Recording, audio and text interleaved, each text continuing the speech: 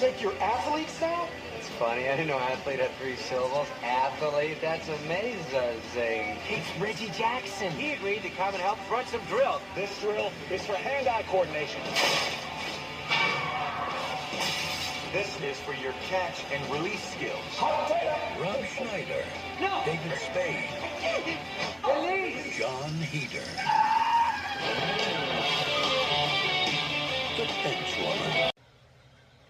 Yeah, I'm kind of split on this movie in particular. It's not a great movie by any means necessary, but it's certainly a lot better than some of these other movies that Adam Sandler has produced that have not been that great. And especially, this one's definitely a lot better than something like Deuce Bigalow, European Gigolo.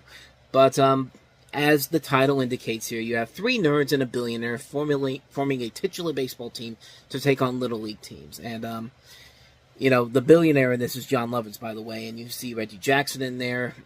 Is the cast. It also includes Craig Kilborn, Molly Sims, Tim Meadows, Aaron Bartlett, Mario Nolasco from Prison Break, Bill Romanowski, because, you know, when I think of when I think of a movie that Bill Romanowski should be in, it's something like this, because, of course, he had a great baseball career.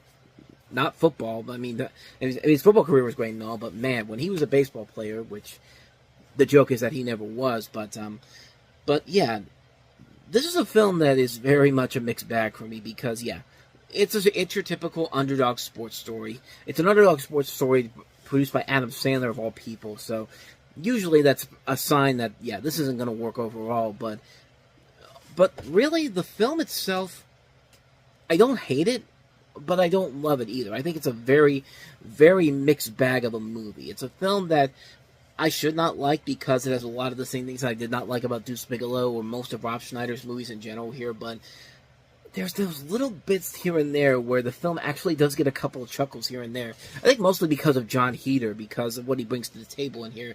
A chance for him to show that, hey, he's not just Napoleon Dynamite, even though he's kind of like that in this movie in general here. And there is a little bit more of an emotion, like not more of a heartfelt push here, where you have one of the characters who, you know, used to bully a kid like he was when he was little, and it's kind of part of the third act breakup thing. But there's a good message in there about, you know, not bullying people just because of who they are in general here. So I got to give the movie credit for that.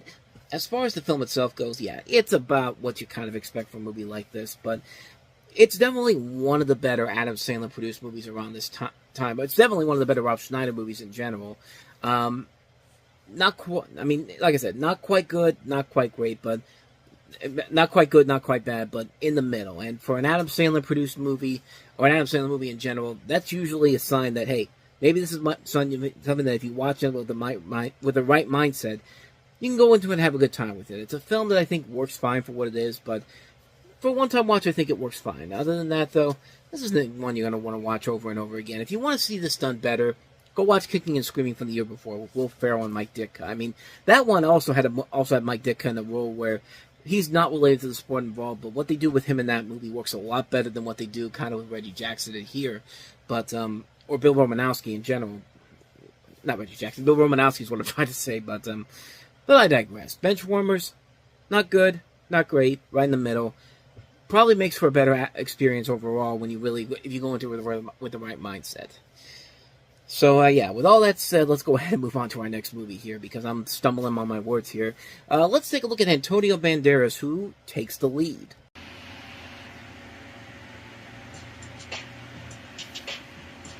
Listen up, everybody. Mr. Delane here is running your detention, and you will do whatever Mr. Delane says. So, what kind of teacher are you? I teach board with No freaking way. So nobody told you you're school rejects?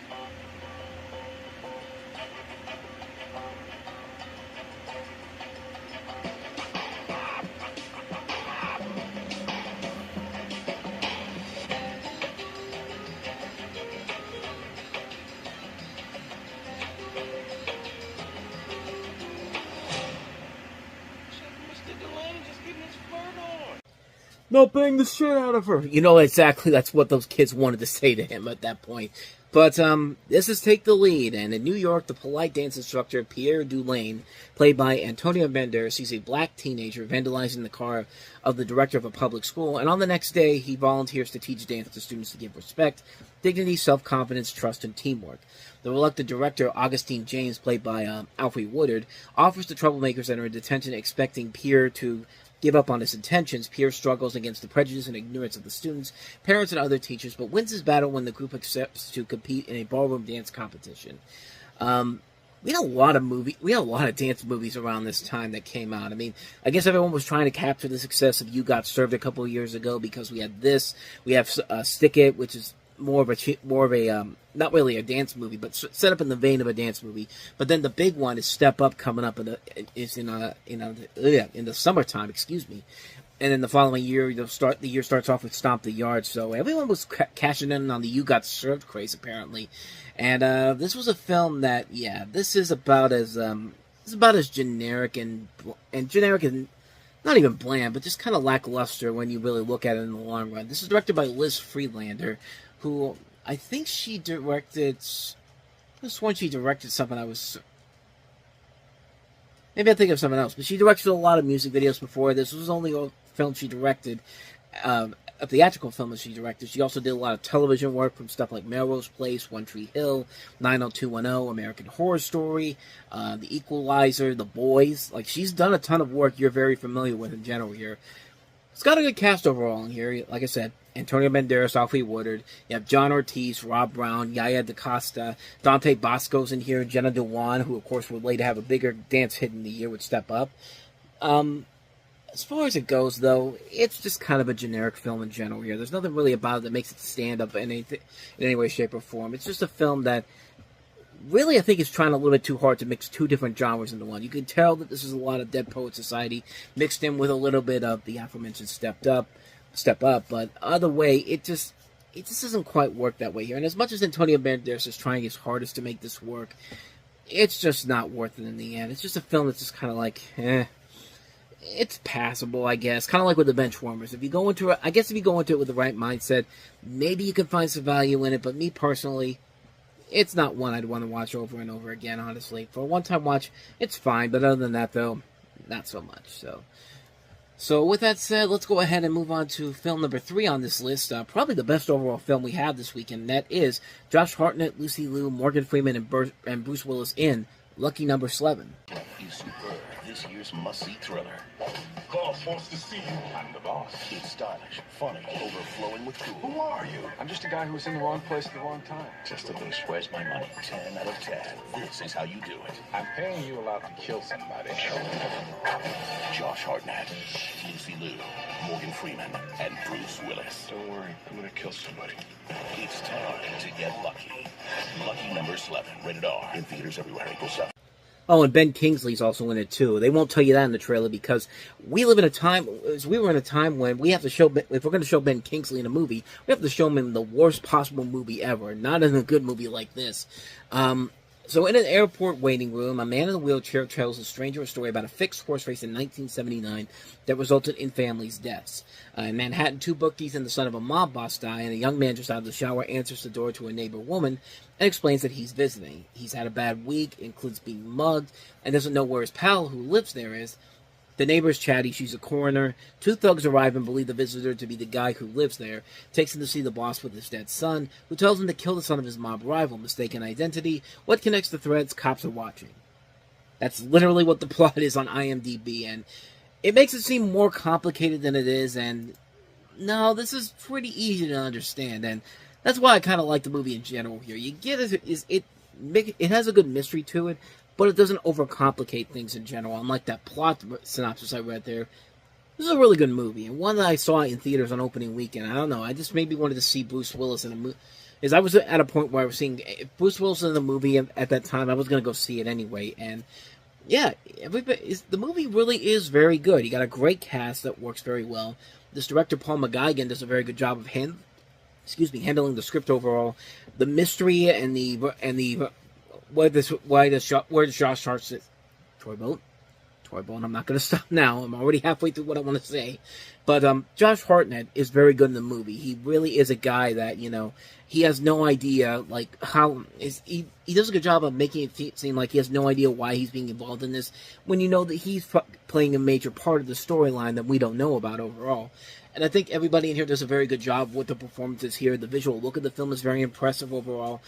It's a film that works very well. It has a really good cast, a really good mystery aspect to it, a really good story overall, and it's just a really fun film overall. A very underrated little gem here.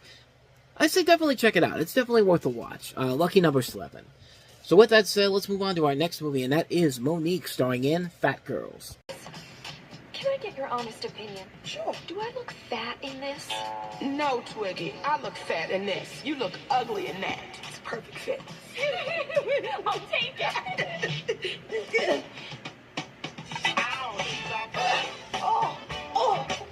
Jasmine Biltmore refuses to stuff her supersized dreams. Mr. Banker, my clothing line is a surefire moneymaker because big girls like myself, we have a hard time finding trendy clothes to wear. Into a minus-sized world. I'm sorry, but your loan application has been denied.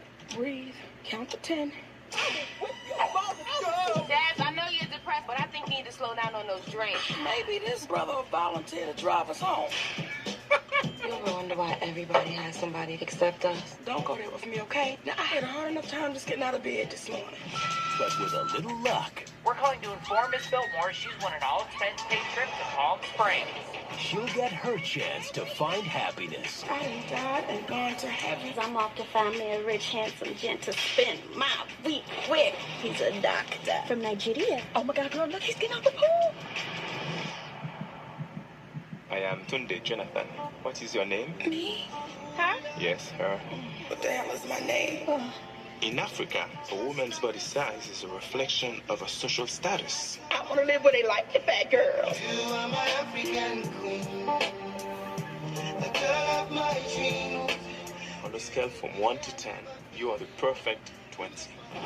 You need a green card or something. From Fox Searchlight Pictures comes a curvaceous comedy. What, you got too much fat around your ears to hear? You so ugly. Your mama got morning sickness after you were born. Where happiness is just a heartbeat away. And her dreams are so close, she can taste it. Is that avocado? Tasty. Monique. Ooh. Fat Girls. You big, fine African spear throwing, line hunting, mandingo warrior with a king size. I mean, fat chicks need love too. I mean, that's probably the best way to describe this movie. But you have Monique starring as a woman who has big plans for a large lady. She's designing a sexy line of clothes for curvaceous women like herself. But when she can't get funding for her designs or meet a man who appreciates her unique physiques, Jasmine's patience runs thin. That is until she wins an all-expenses-paid trip to a resort in Palm Springs, where she just might meet the man of her dreams. And, man, this is a film that really could have gone, it should have gone one way, but it goes about where you think it's going to go. I was expecting another Last Holiday movie, kind of, like with Queen Latifah in that movie, but this one looked like it was going to go in that direction, but then it just goes down a predictable route we've seen done to death already. And Monique can be very entertaining. She was great on The Parkers, and of course she won an Oscar for her work in Precious, which was more than well deserved. But the film itself here, it falls into predictable territory you would think it would fall into, and unfortunately, there's no real spark there to really give this movie life whatsoever. And it's a shame because you can see the potential there. There is a good uplifting storyline here and a really good message about, doesn't matter how heavy you are, like you could still find happiness and love if you look in the right places overall. But the jokes are not that great. The comedy really isn't that strong, and the story really falls into territory we've seen done to death so many times beforehand. It's a shame because there's a lot of things I thought I was going to really enjoy about it, but then right as the film gets going, you pretty much know exactly where it's heading, and unfortunately, it's not in a good place. And I was kind of bummed by that. I was really thinking that there was going to be a lot more to this, but yeah, not so much. So unfortunately, it's a hard pass on Fat Girls. It just wasn't for me. Maybe it'll work for some other people, but for me personally, it didn't work for me. So with that said, let's go ahead and move on to the last film we have here, and that is Nicole Hofner's Friends with Money. Did you guys find a place to donate your money? Yeah, we decided we're just gonna give it to Tammy's school. How much? Don't ask that. $2 million. Give the money to Olivia. Jane, you're working as a maid. You need money. From the deck, you can see the ocean from your master bedroom. Hey, it's us. Congratulations, obviously. You had your baby. Yeah, this is tall. Oh. Tall? What if it turns out short, Maya? I can't take you anywhere. That was a awful. joke. Why do you look different? Shaved my thing, my beard. Oh, my God. 3 weeks ago. I'm angry because these two people cut in line in front of me and everyone is letting them get away with it. There, those two people with their stupid faces. All right, look, I'm sorry. I don't have my entire life figured out. My God. It's not like we have all our lives figured out. I would feel a lot better about giving you the money if you went to a therapist. You buy your 2-year-old daughter $80 shoes from France, and you're giving me a hard time.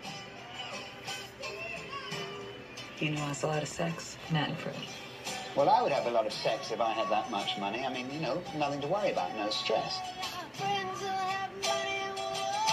You really made? Yeah. Can I come watch?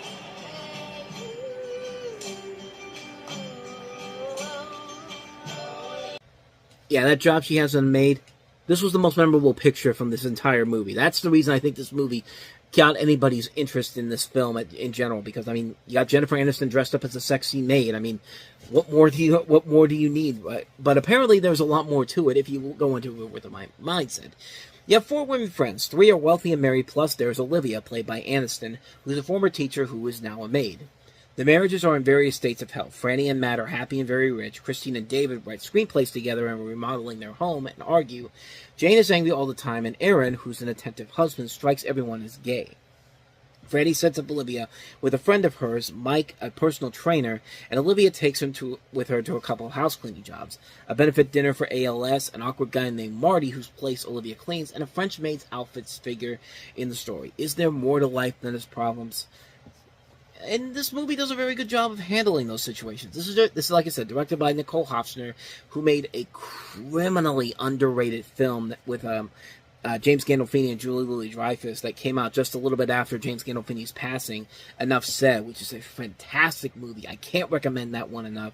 But most recently she did You Hurt My Feelings, which, if I remember correctly, I thought it was another movie. I thought it was another movie in general, but this is a really good film. It's a really well-made film. A very good cast overall. Catherine Keener, Jennifer Aniston, as I mentioned, Frances McDormand, Joe Cusack. You forget Jennifer Aniston actually did have a lot of really good movies that came out after Friends ended, with those few little hiccups here and there, Derailed, and then there was also Along Came Polly. But I like this movie a lot. I thought it was a very good film. I thought it was very well done. I really like it a lot. I can't recommend it enough. Definitely seek it out if you can find it. Friends with Money. Really well made. Believed in the early years of the 21st century that our world was being watched by intelligences greater than our own.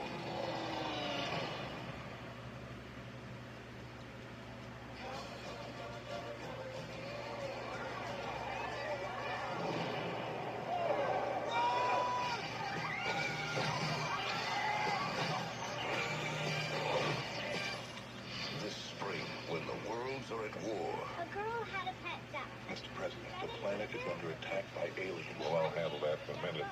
Right now, I want to see what happens with the duck. More people will die. You mean right now all of these children's parents could be dead? Remind me to sign that abortion bill. No grudge is strong enough. There's something going on in this house. I can't shake this feeling of evil. No village is safe enough. There's someone here that has the answers. Shall we have a foot race?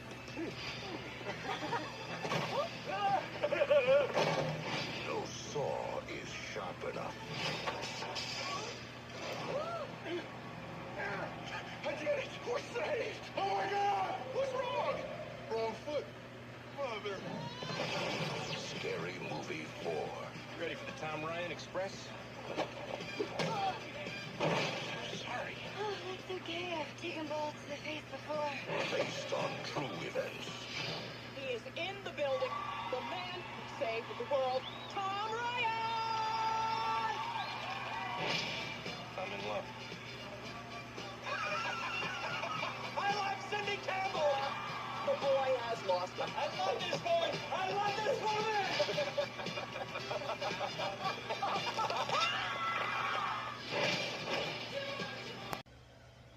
Yeah, that trailer kind of gives you an indication of where the spoof movie genre was pretty much going, because keep in mind, Date movie came out a couple months before this, and essentially the spoof movie eventually evolved into, let's not just cover the specific genre of a movie we're targeting with our title here. Let's just parody everything that's coming out at the time. You see Tom Cruise there at the end with Oprah Winfrey, kind of like what happened in real life when Tom Cruise was married to Katie Holmes. That was a remarkable time if you grew up around that time period. But in this film, Anna Faris once again is back as Cindy Campbell, who's hired to work at a cursed house as caretaker of an old lady and meets the ghost of a boy, The Grudge. Meanwhile, the teenage son Robbie and the young daughter Rochelle of his next-door neighbor and crane operator Tom Ryan are spending the weekend with their loser father. Cindy and Tom meet and fall in love with each other, but when giant tripods invade Earth, the War of the Worlds, Tom escapes with Robbie and Rachel. Cindy travels to a village, the village, trying to find the answer to a riddle to save the world, and the President of the United States, played once again by Leslie Nielsen, organizes the defense of the planet in the United Nations under his intelligence and leadership. I've gone on record saying that I prefer these scary movies over the Wayans Brothers scary movie films. I just like these ones better. I'm a Zucker lover. I mean, I love anything that David Zucker is involved in, even if it's a bad movie. And this one is kind of getting into that bad area, but then again, like I said, it's kind of in that, we're kind of in that little bit of a middle ground here for what the spoof movie is supposed to be, like tackling a specific genre of movies, but we're also kind of delving into the Freeberg-Seltzer level here with Date movie, and then coming after this one, Epic movie, and like, just, this is kind of that little bit of a little bit of a middle ground right now for what the spoof movie was essentially turning into. And yeah, you could definitely see the old spoof movie mixing in with the new spoof movie, but unlike the spoof movies of Freeberg and Seltzer, this movie still is very, very funny, and it works because they have such a really good cast to make this material work. I mean, Anna Faris and Regina Hall will usually be the bright spots of these movies in general. You got Craig Bierko playing a pretty good Tom Cruise impersonator in this. Bill Pullman, Anthony Anderson, Carmen Electra, Kevin Hart, of course Leslie Nielsen. You have Cloris Leachman, Michael Madsen, Dr. Phil, Shaquille O'Neal, Molly Shannon, Chris Elliott. Just a star-studded cast all around in this movie, and they're making the material work very well here. And yeah, there's a lot here to still like about the movie, even though there are a lot of jokes more in this film that do definitely falter under what we would expect to see from a movie like this. There are a lot of jokes that aren't really all that funny, not really all that clever overall. Like, there's just parodies for the sake of parodies. Like, there's a Brokeback Mountain parody in this because Brokeback Mountain had just come out a couple months prior. As I mentioned before, there's an Oprah Winfrey parody where the Tom Cruise character has to jump around and act like Tom Cruise did when he progressed his love for Katie Holmes. I mean, there's a lot of elements in here that are just there to be like, hey, remember when this moment happened? Remember when this moment happened? Yeah, but like I said before, there's still that middle ground. There's that kind of spoof movie, and then there's the older spoof movie where they are parodying the newer the spoof movies that have come out since the last scary movie film, like the aforementioned War of the Worlds, Saw, The Village. I'm thinking of another one I'm missing out on here, but But then again, you have those parodies of like $1 Million Baby also thrown in there. There's another Michael Jackson joke in there. The poster for this actually has King Kong on the front of it, even though he's nowhere in the movie, which I guess was a segment that they had to pull out of the film. But the film overall is still a fun film. It's still a movie that I've got a ton of laughs out of, but then again, that's just because I like the David Zucker movies. I like any movie done by the Zucker brothers in general here. I still think they had their heart and soul put into this, even though there's clearly signs of the new era of spoof movies to come, as a lot of the jokes in here don't really have that same spark that they did in the last movie in general, but this movie is still very entertaining. It certainly kicks the crap out of what they did with Scary Movie 5, which just completely ruin that series altogether. But hoping that the next film, this new reboot that they're doing, hopefully they change that around. But Scary Movie 4 was a pretty good film. Not as good as Scary Movie 3, but it's the Zucker brothers. I like the Zucker brothers movies in general, so I like it because of that. So I give it a pass on that level alone. But yeah, like I said, it's definitely a movie without its. It's definitely not a movie without its flaws. It does have a lot of flaws to it, but I still really enjoyed it overall. So with that said, let's go ahead and move on to our next movie, and it's literally Disney's knockoff of Madagascar. I mean, they could say that, oh, this movie was being made around the same time. We have no idea. It's just like, really? This movie, The Wild, you're going to tell me that this movie, you had no idea it was really getting made at the time?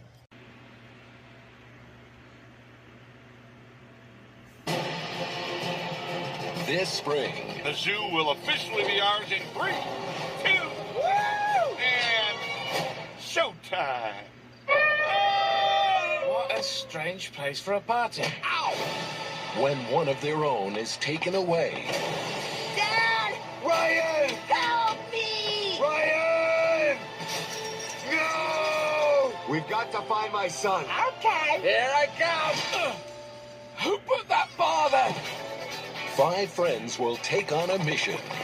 Do I look trashy in this? By land. Run! We are going to die! By air. Bet you didn't know I could ride geese, did you? Bareback. By sea. Help! Help! Help! Help! Oh dear. They won't got any eucalyptus wipes. And discover who are you guys? We're covert agents. Oh, you're the worst covert agent ever. Ow! What a jungle the city can be. Everybody, stay calm. You and your crew here are a little far from your burrow. Far from your burrow! They're frighteningly horrible monster beasts. But they're not bad dancers. Walt Disney Pictures presents I got Ryan sent. Ryan. Doesn't anyone knock anymore? The Wild. Only in theaters, April 14th. It's literally Madagascar. It's literally the same movie, except they changed the plot around a little bit here.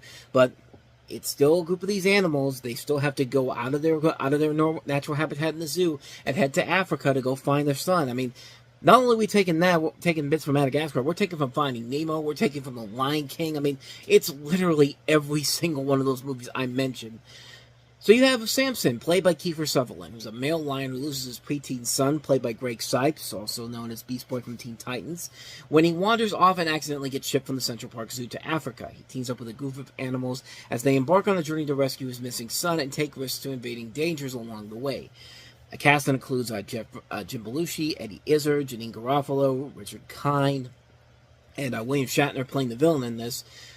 This is directed by Steve Williams, who's a name you may not be familiar with, but you have definitely seen his work before. This is a guy who was a visual effects animator on several different movies, most notably The Mask, which, you know, he got a nomination at the Academy Awards for the original Mask work. He worked on stuff like Spawn, the bad effects in Spawn in general, but he's done stuff that you have seen a movie that he's been involved in. The Abyss, The Hunt for Red October, Terminator 2, Jurassic Park, Jumanji, Eraser.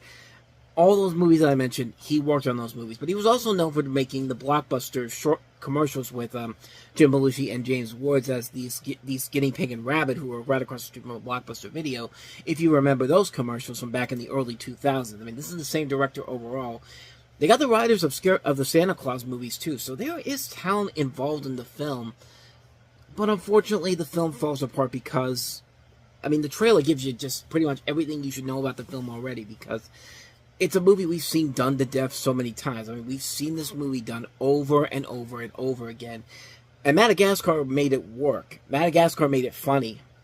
This movie just makes it uncomfortable and annoying. Like, this is one of the most annoying animated movies I've ever seen in my life. And this is probably the movie that I would not be shocked at all if Disney saw this movie in post-production and was just like, oh my god, we need Pixar back badly. Steve, John, hey, give me a call. Let's make a deal. Let's get this done, because we're really struggling here. Because they had this, you had Valiant.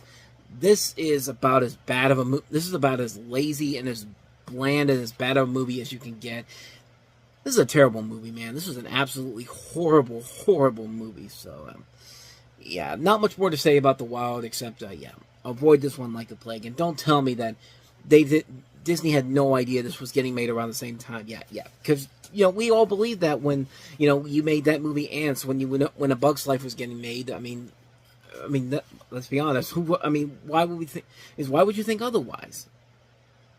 I'm just kind of blabbering on here to end this on some kind of note here. I'm just rambling right now, but bottom line, The Wild sucks. The Wild's a terrible movie, so let's go ahead and get to some smaller movies, some notable smaller movies, starting off with our first film we have here, and that is Gretchen Mol as the notorious Betty Page. It's making me sick to see guys like me grovel like this. It's fine. Don't you just want to crush us? Humiliate us? Punish us?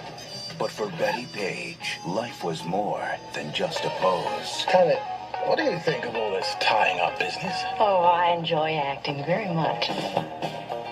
Has Mama said anything to you about my mother? Not a word. What do you think Jesus would say about what you're doing now? I hope that if he's unhappy with what I'm doing, he'll let me know somehow. She's really the best thing about the movie. Gretchen Mol is Betty Page, and of course, this is a story about the life of the pinup and bondage model, the most famous pinup and bondage model of all time, Betty Page, played by Gretchen Mol. This is made by the same people that made American Psycho, the director Mary Herron, the screenwriter Guinevere Turner. And Gretchen Mol just really makes this movie stand out the most. She really is the best thing about the movie because she just fits the role of Betty Page so well in this film. But unfortunately, the rest of the movie kind of falls into the predictable biopic territory that we've seen done to death so many times before, and just feels like a film that just waters down every possibility it has to tell the full story in general. Which, this is an independent release. They should not really have a limit to what kind of a story they should tell here. But then again, the people in the Betty Page family probably want the most sanest story they could tell with this, which I don't know how you could do that with a story about the most famous pinup model of all time. But unfortunately, that's the film we get here, and the film kind of stumbles because of it.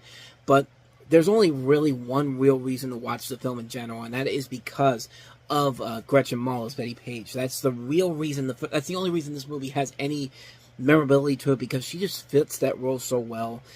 It's just so perfectly handled, so perfectly done.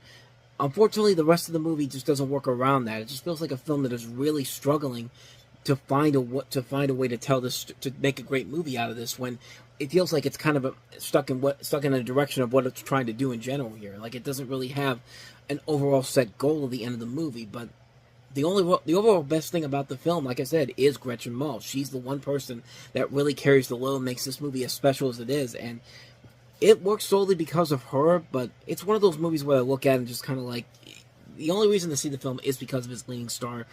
Other than that, though, for a one-time watch, it's just worth it just for the one-time watch. But other than that, though, you really don't need to watch this movie in general, unless you really have a keen interest in Betty Page in general. But other than that, though, there's no real other reason to watch the film in general. But it should have been so much more. It's a disappointment, but a disappointment that has value to it, but just enough there to say, for a one-time watch, it's fine, but you definitely wanted to see more from it. I wanted to see more from it, at least. So that's a notorious Betty Page. So let's go ahead and move on to our next movie, which is Kinky Boots. Some very funny people out there. The only way to succeed in life She looks sexy. It does to me, George. is to put your best foot forward. I give you the Kinky Boot Factory!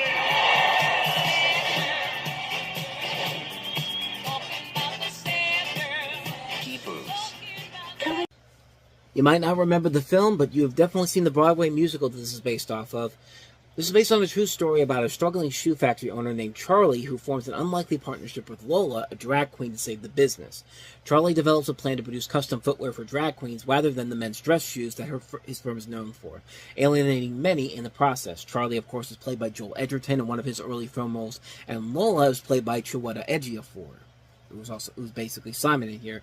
You have Nick Frost in here. You also have, I think that's about it in terms of the cast in general, but the film itself really, it should be so much more. It feels like it's trying to be the next full Monty, but it also feels like it wants to be more marketable than the full Monty was. But the film itself, it's just an okay movie. It's not a great film overall. I think Joel Edgerton and Chiwetel Ejiofor do their best to really hold the load on the film in general, keep the film on pace for something of entertainment value to it. But I think more of the memorability of this movie comes from the fact that it did evolve into a pretty damn good stage musical. I've heard some of the songs from the musical, and they're really good. But then again, they're songs written by Cyndi Lauper, and usually she will turn out some pretty good songs in general.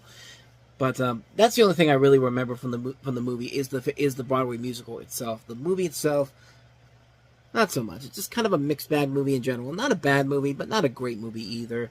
But the more I remember from it, I remember the musical being much better than the movie was. At least that's my personal take on it. So, not much more to say about that one. That's Kinky Boots. So let's go ahead and move on to our last film, which is Ellen Page and Patrick Wilson starring in Hard Candy. Jeff? You just don't really look like the kind of guy who has to meet girls over the internet. This year's most controversial thriller. You work as a photographer, you find out real quick. People's faces lie. Does my face lie?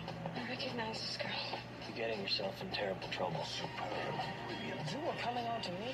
absolutely terrifying. Please don't do this!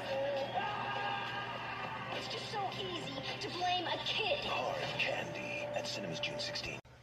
Like I said, this is the movie that kind of introduced us to the world to Ellen Page. Of course, now she's Elliot Page, but Patrick Wilson is also in here too. He plays the story is that Ellen Page plays a 14-year-old female vigilante who's trapped and torturing of a man, played by Patrick Wilson, she suspects of being a sexual predator. And this is directed by David Slade. David Slade will later go on to direct 30 Days of Night, and probably the overall best Twilight movie, Eclipse, which even then is not really all that great in general here. But this is a film that really took a lot of people by surprise. It was a movie that was very well received by critics. It was a marginal hit at the box office, and like I said, it helped to usher the careers of both Wilson and Page as a whole. And the movie overall is pretty intense and very well done. I think both of these actors really do carry the load of the film very well here. I think they give think they both give really solid performances in this. The tension is very good. The horror factor here, it doesn't feel like a Saw film or a Hostel movie. It feels like a very unique and different horror movie in general. And I think it works very well as a whole. I think it's a very entertaining film, very tense, very terrifying. Ellen Page and Patrick Wilson really give it their all in this. It's a really good movie. It's a great movie that I really do recommend. A very underrated gem. Definitely check it out. Hard Candy. When you go to sleep, you talk about a place. I don't remember. Can you tell me the best way to get to Silent Hill? Why do you want to go there? On April 21st. Mother looking for answers. Will discover a truth. Where's my child? Only the demon knows where she is. Too terrified to believe. Who are you? I am the Regal. Silent Hill.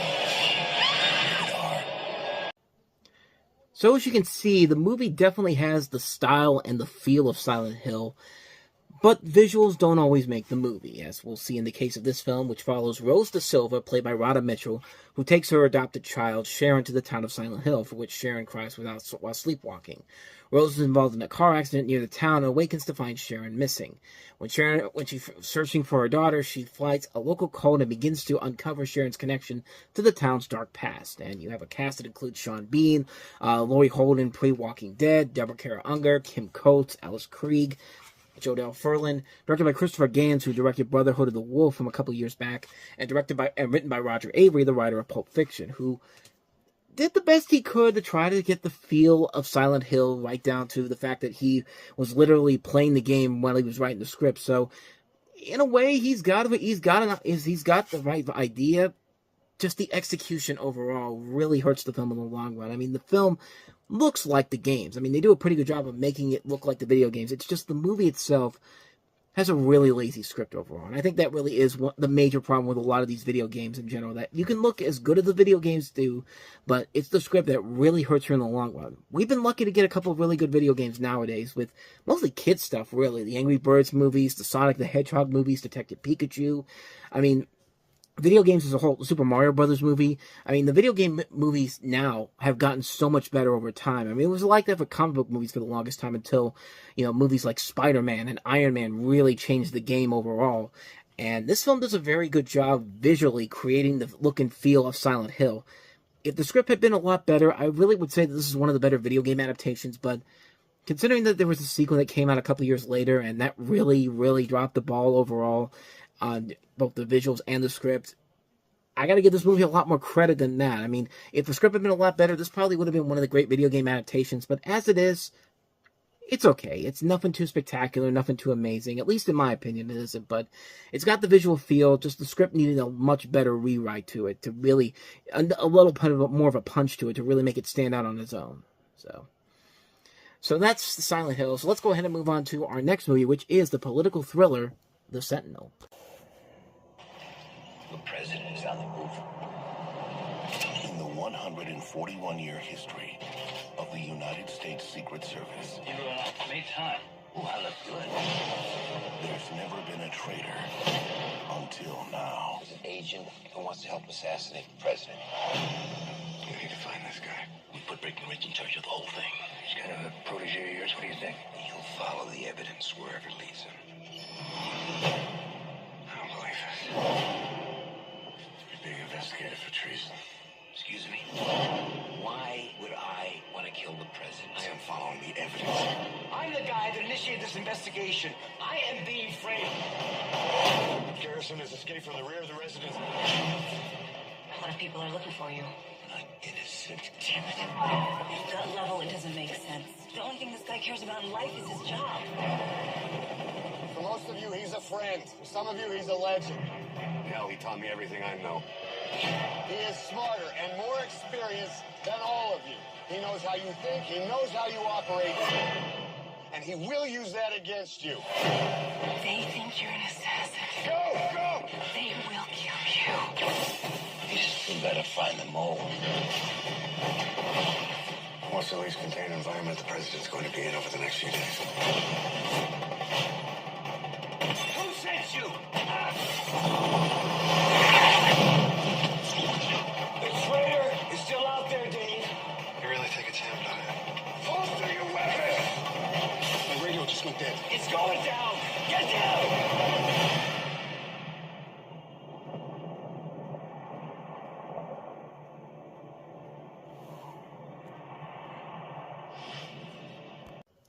So essentially, you've got Jack Bauer from 24 and Gabrielle from Desperate Housewives teaming up to take down Michael Douglas, as the movie is about a veteran U.S. Secret Service agent played by Douglas who's suspected of treason after an attempted assassination of the president reveals that someone within the service is supplying information to the assassins.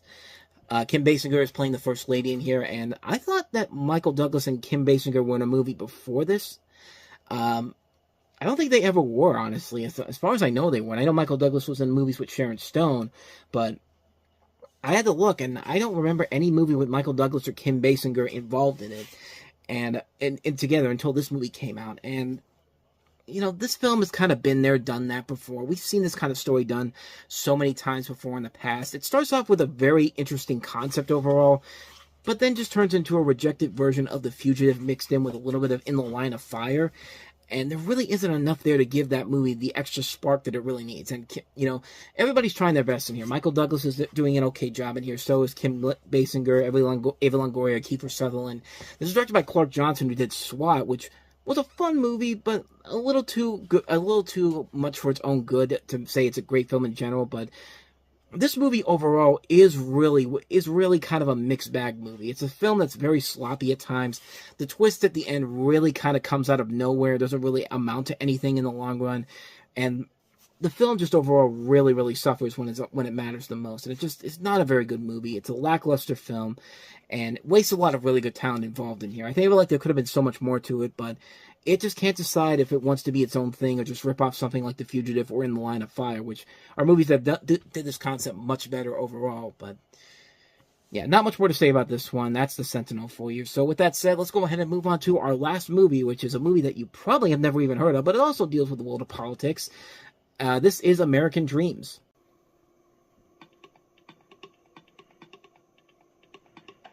There's my guy. I'm kind of busy here. Doing what? Reading the papers. But what for? We got people to do that for you. Did you know that there are two kinds of Pakistanis? Actually, three.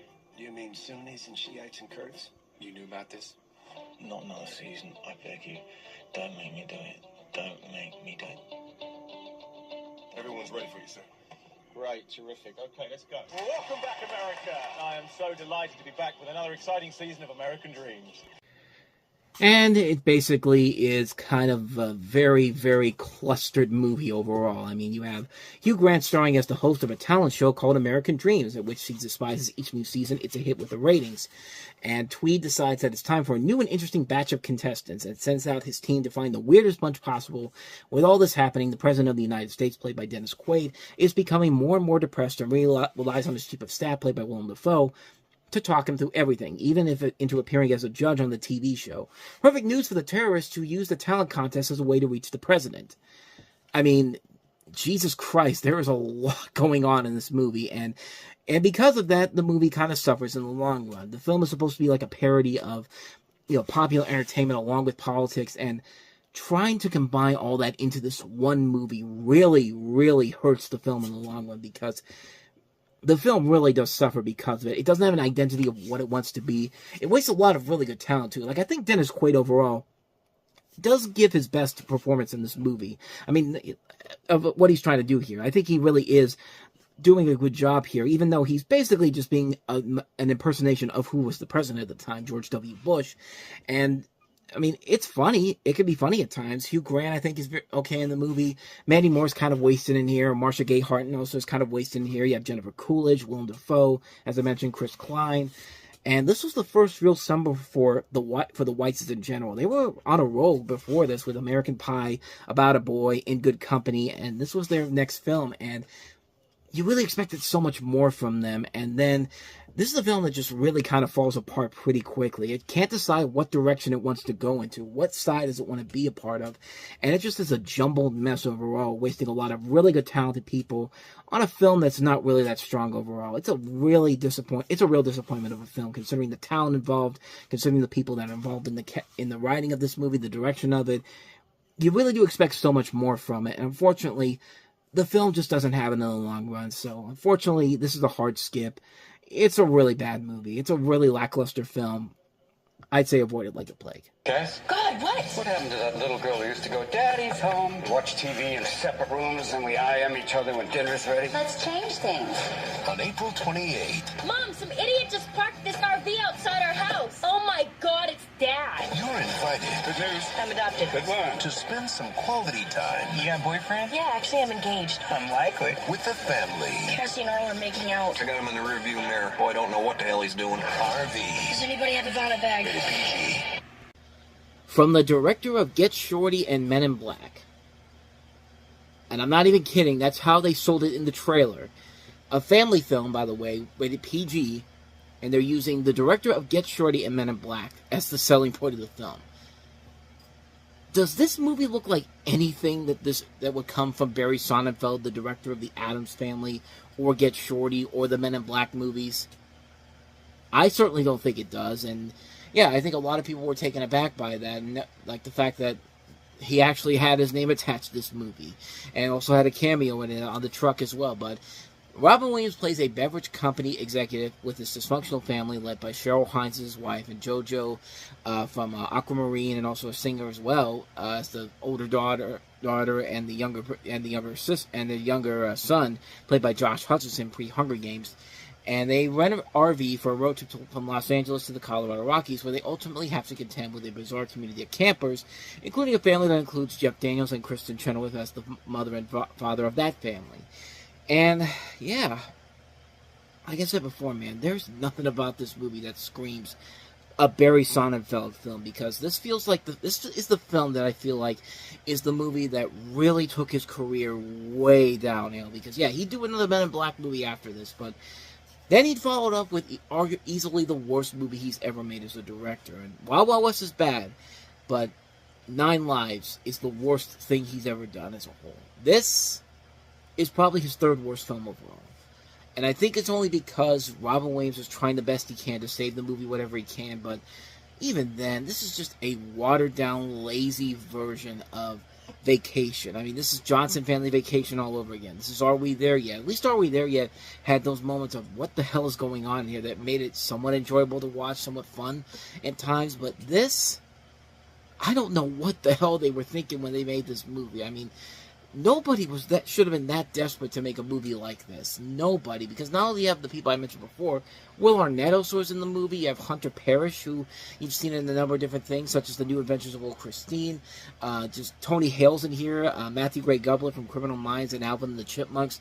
But again, none of this movie feels like a film that anybody had their heart and soul to it. Columbia Pictures literally, I feel like they literally wrote Barry Sonnenfeld a check and said, hey, we got this movie here, and we might get Robin Williams for it. Want to come in and direct it?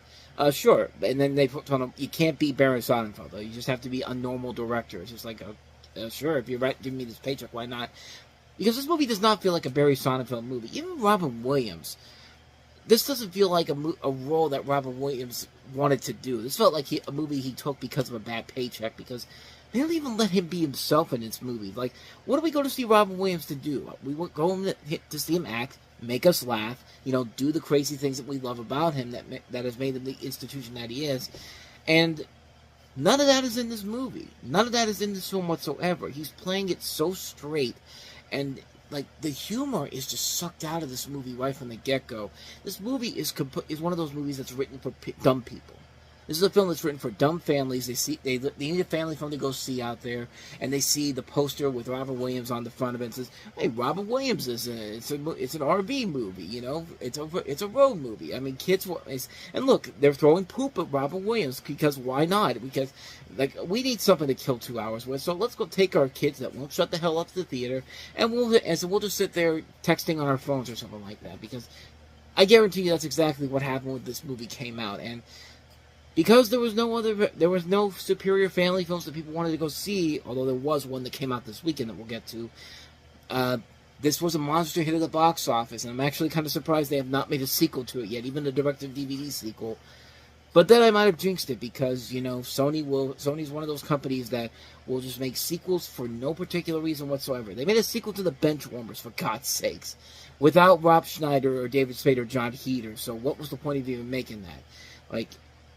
Honestly, but then again, it's just like I said, there's nothing of value in this movie whatsoever. It's a lame movie. I went to see it thinking, hey, it's got Barry Sonnenfeld's name, it's got Robin Williams' name to it. They've got to bring us stuff in here, and nope, not at all. This is about as generic and as bad as you get, and it fails on so many levels. So that is RV. So let's go ahead and take a look at the next movie we have here, the most controversial movie of the weekend, and that is the first official studio release film about the September 11th attacks, and that is Paul Greengrass's United 93.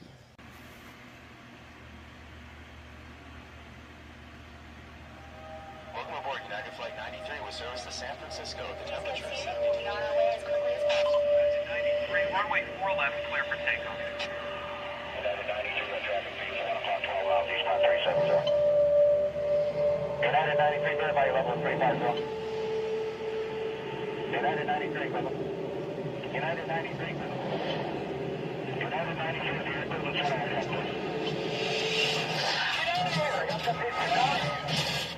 Ladies and gentlemen, we have a bomb aboard. Hello? Honey, it's me. My flight has been hijacked. We're turned around. 2 planes into the World Trade Center. They flew 2 planes into the World Trade Center. We gotta assume it's the same guy. We gotta assume it's the same guy. Oh my God. I think we're heading to Washington. Oh, we have to do something. We're running out of time. I think they're going to do something stupid. There are a bunch of us here. We can overwhelm them. Yes, and take them down. Weapons, we've got what we have. We are going to take back the cockpit.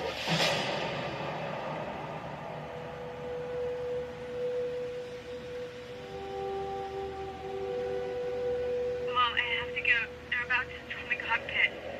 I love you.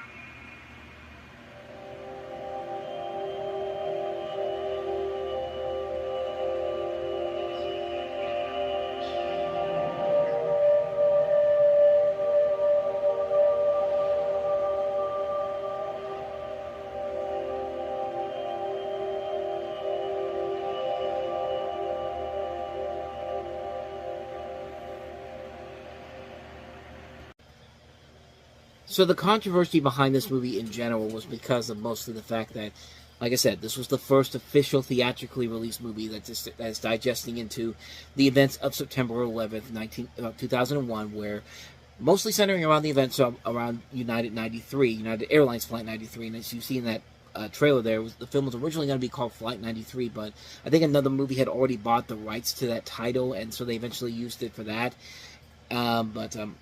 Getting back to the synopsis here, Flight 93, of course, was one of the 4 hijacked flights during the September 11th attacks on America. Flight 93 was the only plane to not hit its intended target due to the intervention of passengers and crew. The film also covers the experiences of government officials and traffic controllers. Many of them are played by themselves as they witness the other events of the attacks unfolding that day. And it's done in a real-time perspective, so there's a sense that the film takes place over the exact same amount of time that the real-life events beginning from the plane's takeoff start to take shape. There is a disclaimer at the beginning, though, that some imagination had been used to tell the story. Overall, United 93 was made with the people involved with the passengers' families, and many of them attended the premiere, and there were few that didn't support the film and didn't participate in any of the film's activities. So there was that controversy of mostly the fact that this was a studio-driven film, and everyone was looking at it going like, is it too soon to do this? Yeah, it's 5 years after the events, but we would have a couple of these movies that could, and not just in theaters, but TV as well. I think ABC had the 9/11 Commission Report miniseries, I think, that came out around the same time. And then later in the year, Oliver Stone will direct a movie with Paramount, World Trade Center, which I think of the movies that released this year, that one's the most underrated movies in general. But this is the one that everyone remembers mostly. I remember going to see this movie after I saw RV, and I went to the theater. It was a packed theater because where I live, Somerset County, where the plane actually went down, is about, I think, maybe about an hour away from here. So I actually went there once when we were going out to Ocean City, and we were just driving past the flight memorial. It was the 20-year anniversary of September 11th when we were driving, so we went down there.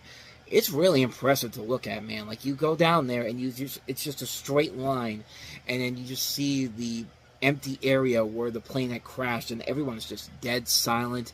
And I've actually taken some video of this on the trip down there, so if I can, I'll go ahead and put the link to that in the corner as well, so you can go check that out, because like, it's an experience. If you've gone down there, like, it's amazing to see how this place is just so quiet, and like, not a single person makes a sound while they're watching this. Nobody's on their phones talking.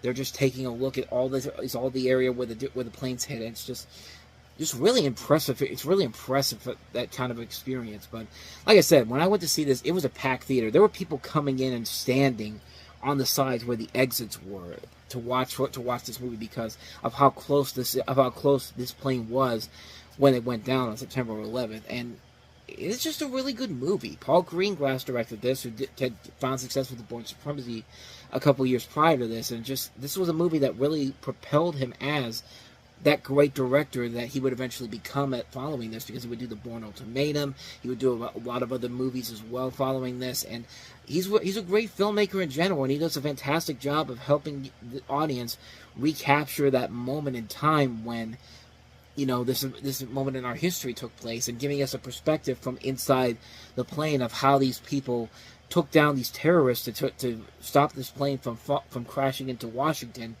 And it's just a very intriguing film in general here. And there are notable character actors involved in this movie. Not a lot of big names in general, but names you would be familiar with if you saw their faces. Like Cheyenne Jackson, you've seen him in a couple things, a lot of stuff for like 30 Rock, and he was in the Munsters reboot Mockingbird Lane. David Allen Bosch is a character actor you've seen many times before. Denny Dillon was on Saturday Night Live. David Raish, of course, was on Sledgehammer back in the day. This is the same... Yeah, Sledgehammer. You also have Greg Henry, who's an actor back in the day too. I can't remember. I've seen him in a bunch of stuff. Or Olivia Thirlby, who would later be seen the following year in Juno. There are names in here, but they're mostly character actors, and you really, once you see the names and you see the faces that they're attached to, if you know the stuff they've been in before, you get kind of an idea of who's who in the movie. And it does a very good job of not making this a star-studded movie in general, and having the stars be in control of the film in general. Like, World Trade Center has more of a star power to it because it has Nicolas Cage and Michael Pena at the top of the cast in general. But even that movie does a pretty good job of not letting the star power get to them in that sense. This movie, I think, also does a very good job. Does probably a better job of creating realistic fictional characters out of people that we've seen in many films similar to this in general. And I've talked about, and the subject matter is also very good too, how they handle this. I've talked about in the past how, you know, my September 11th, or what happened on September 11th with me. I've talked about that in several videos in the past. I'm sure you could definitely find it on this channel too. But what's interesting about this and World Trade Center is that it definitely shows a contrast in terms of its ending. This one obviously has the more tragic ending because even though they stopped the plane from going to where it was going, all these people still died on the plane, and you know, that's just a tragedy of that day in particular. But in World Trade Center, there is more of an uplifting message because Nicolas Cage and Michael Pena's characters are two of the only 20 people that survived, you know, being stuck in the rubble during the when they were inside the World Trade Center. And you can definitely look at both of these movies and see a definite contrast in its endings. And what I really like about both of these movies in general, this one shows you the cold, hard reality of what happened on that day. And World Trade Center also does that too, but gives you that whole optimism when they bring those guys out of the rubble. And I mean, this is just such an amazing film, man. I can't recommend this one enough. It's definitely one of the best movies of the year. Definitely was a movie that was way ahead of its time. It was a film that definitely should have been probably made, well, a couple more years down the road, just so, not 5 years afterwards, but it got made, and I'm glad it did, because it made for an incredible, incredible movie in the process. I can't recommend this one enough. United 93, definitely see it if you haven't seen it already. So with that said, let's go ahead and move on to our next movie, which is the film that I completely forgot about at first. Jeff Bridges starring in Stick It. Every day, I break the law of gravity.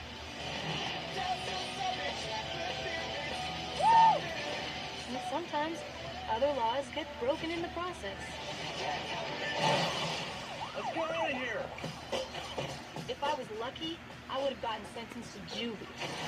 Instead, I got sent back to the world I thought I'd escaped forever. Welcome to the Vickerman Gymnastics Academy. What is she doing here? Why all the hate? But when you walk out on finals and lose Team USA some team gold, it's not personal, it's national. Haley Graham has come out of retirement and trained with us. You've really gotten skinny, fat. Oh, goody.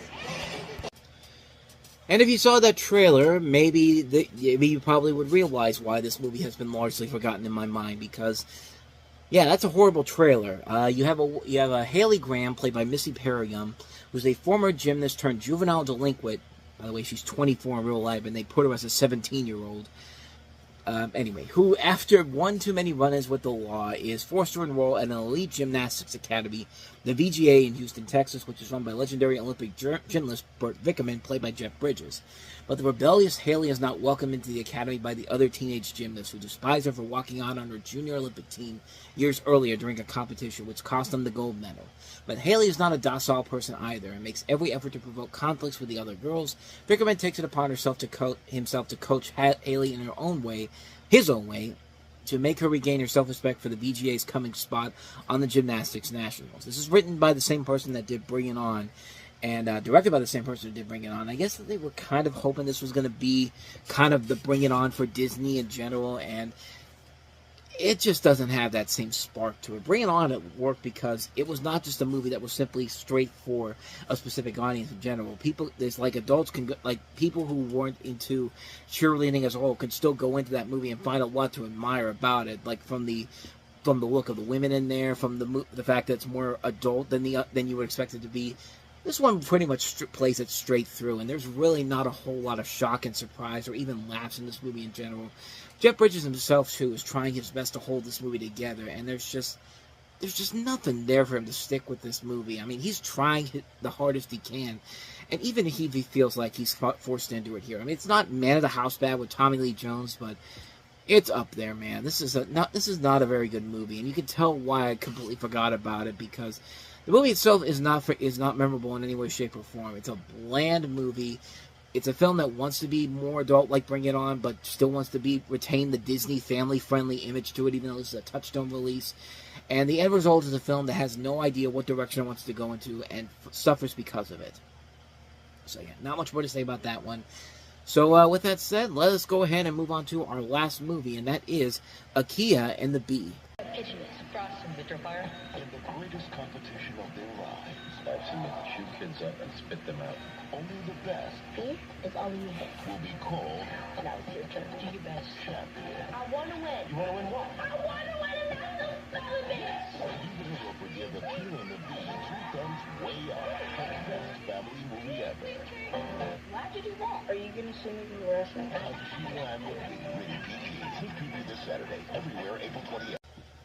So Akia and the Bee tells the story of an 11-year-old girl, played by Keke Palmer, making her feature film debut, who participates in the Scripps National Spelling Bee. Her mother, Angela Bassett, her schoolmates, and her coach, Dr. Joseph Larrabee, played by Lawrence Fishburne. They also help her out in the spelling bee as well. You also have Curtis Armstrong in here, Eddie Steeples from My Name is Zorro among the cast. It was a highly praised film when it came out, but unfortunately, it's just an example of a far better kids movie that came out on the very same weekend of a really terrible kids movie in RV. That RV got more money, and this movie slipped away from the box office and just fell out of existence altogether. I mean, highly praised movie overall, but yeah, the film definitely has lost a lot of its muster since its time has come out, because the fact that it wasn't a big hit when it came out, and mostly because the film has also been very critical lately because of the way they portray other characters in the movie, specifically Asian American characters in here that get kind of a bad rap in here. And yeah, I'm not gonna lie, watching it again almost 20 years later, I can definitely see where they're coming from, because yeah, those portrayals don't really hold up all that well. With that said, though, the movie is still really good, and it works because this is what Keke Palmer, this is what the movie that everyone saw her in for the first time and realized this girl's got a lot of potential as an actress going forward. I mean, at least I thought that, because this would eventually lead to her becoming the actress she is nowadays, and she's really turned out to be a great actress over the years. You also got top talent, Angela Bassett, Lawrence Fishburne. They will never usually turn in a bad performance, even in a movie that's not that great, which this movie is a good movie overall. It definitely has a lot of flaws to it with some of the portrayals in here, but the movie itself is still really good. I think it's still an impressively put together movie that works because of the characters in general, and it is a very uplifting story about this kid who wants to win a spelling bee and become a national champion. And when you watch those spelling bees in general here, you see those kids have to spell the toughest words possible. And yeah, you can understand where this kid is coming from here, and why you wanted to succeed as much as the movie wants you to do it. But it's a really good film. It definitely has a lot of flaws to it, but it's a film that I do say is very enjoyable. I think it's a very solid film overall. It's a very entertaining movie, and one I would definitely recommend checking out. It's one you should definitely give it another shot, especially if you want to see one of Keke's earlier film performances that made her into the star that she is. Great movie overall. I like it a lot. Akia and the Bee.